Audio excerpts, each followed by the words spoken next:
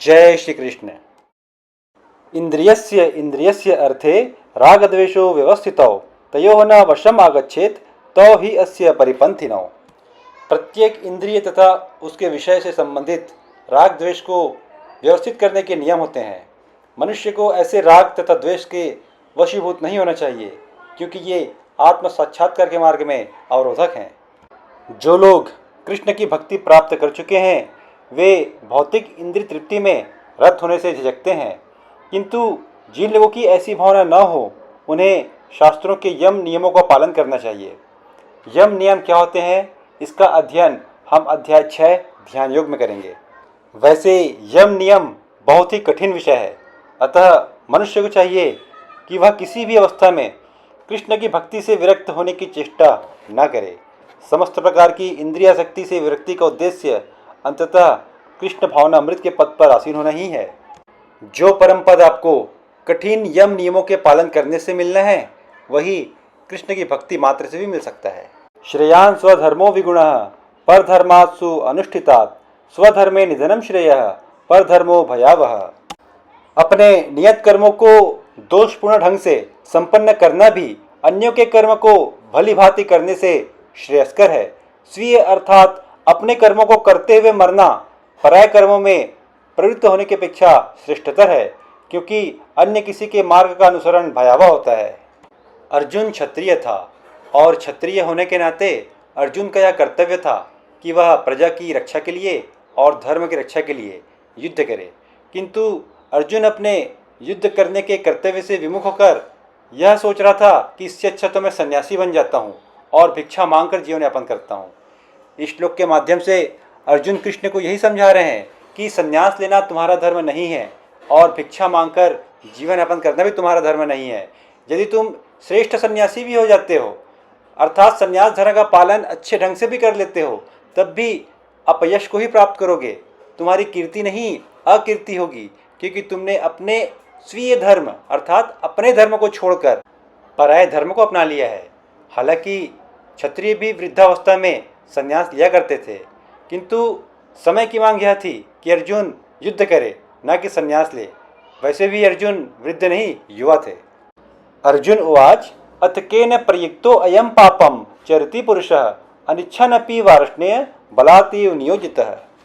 अर्जुन ने कहा, हे वृष्णिवंशी, मनुष्य न चाहते हुए भी पाप कर्मों के लिए प्रेरित क्यों होता है? ऐसा लगता है कि उसे बलपूर्वक उनमें लगाया जा रहा हो।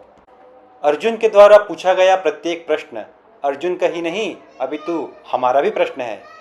मैंने अनेक लोगों के मुंह से यह सुना है कि कहते हैं कि भगवान की इच्छा के बिना पत्ता भी नहीं हिलता, तो मनुष्य पाप कर्म में लिप्त क्यों होता है?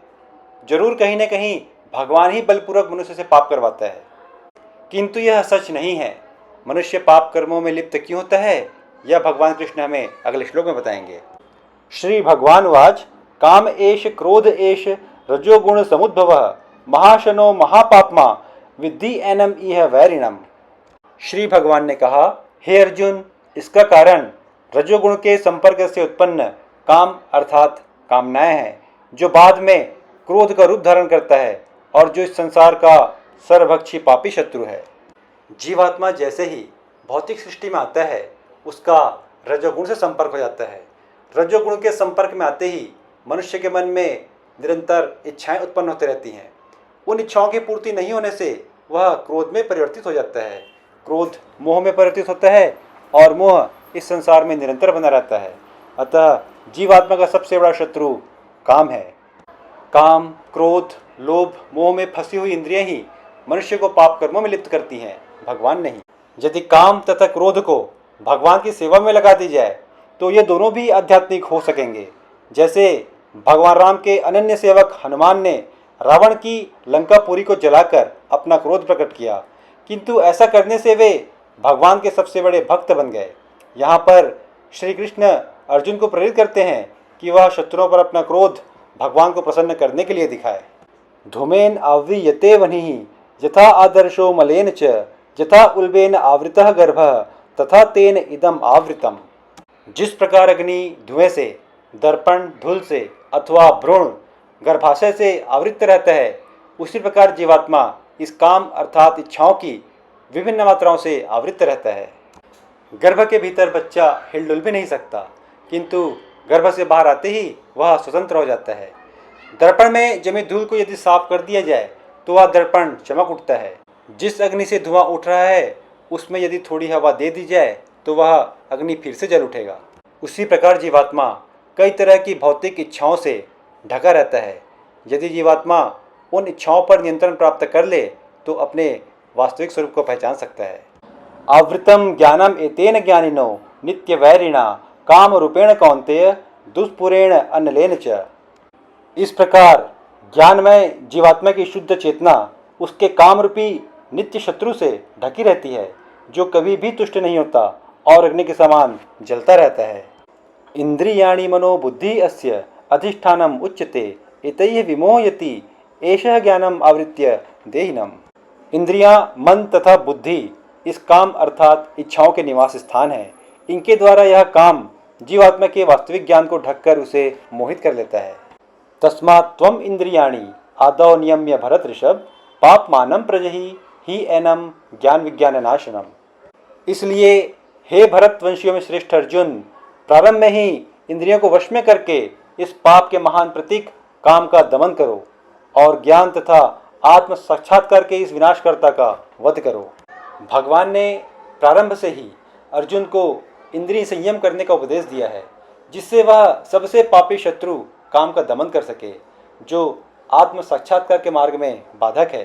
ज्ञान का अर्थ है आत्म तथा अनात्म के भेद का बोध, अर्थात यह जान लेना कि आत्मा शरीर नहीं है। आत्मा तथा परमात्मा का ज्ञान अत्यंत गूढ़ एवं रहस्यमय है। हालांकि गीता में भगवान ने स्वयं इसकी विवेचना की है। हम अध्याय 13 में इसका अध्ययन करके इस गूढ़ रहस्य को समझने का प्रयत्न अवश्य करेंगे। इंद्रियाणि पराणि याहुः इंद्रियेभ्यः परम मनः मनसस्तु परा बुद्धिर्यो बुद्धेः परतस्तु सः।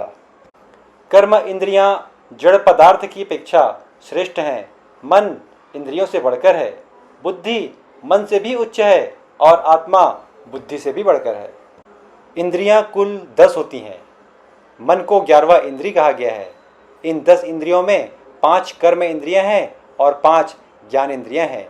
5 ज्ञान इंद्रियों के नाम इस तरह हैं: जिह्वा, नेत्र, कर्ण, नासिका और त्वचा, अर्थात जीभ, कान, आँख, नाक और त्वचा। 5 कर्म इंद्रियों के नाम इस तरह हैं: वाणी, हाथ, पैर, मलद्वार एवं मूत्रद्वार। मन को 11वां इंद्रिय कहा गया है। पांचों कर्म इंद्रियों को जड़ पदार्थों की अपेक्षा श्रेष्ठ बताया गया है, जबकि मन को इन इंद्रियों से भी श्रेष्ठ बताया गया है, क्योंकि इन इंद्रियों का लगाम मन के पास होता है। बुद्धि को मन से भी श्रेष्ठ बताया गया है, क्योंकि बुद्धि मन पर लगाम कसना जानती है। और आत्मा को बुद्धि से भी श्रेष्ठ बताया गया है, क्योंकि यदि आत्मा परमात्मा में रत रहे तो बुद्धि, मन तथा इंद्रियां भी परमात्मा में ही रत हो जाएंगे। एवं बुद्धे परम बुद्ध्वा संस्तभ्य आत्मानम आत्मना जहि शत्रुम महाबाहो काम रूपम दुरासदम। इस प्रकार हे महाबाहो अर्जुन, अपने आप को भौतिक इंद्रियों, मन तथा बुद्धि से परे जानकर और मन को सावधान आध्यात्मिक बुद्धि से स्थिर करके आध्यात्मिक शक्ति द्वारा इस काम रूपी दुर्जय शत्रु को जीतो। यहाँ पर श्रीमद् भगवद गीता के 3 अध्याय कर्मयोग का तात्पर्य पूर्ण हुआ। गीता को एपिसोड वाइज सुनने के लिए आप हमारे प्लेलिस्ट पर जा सकते हैं। राधे राधे।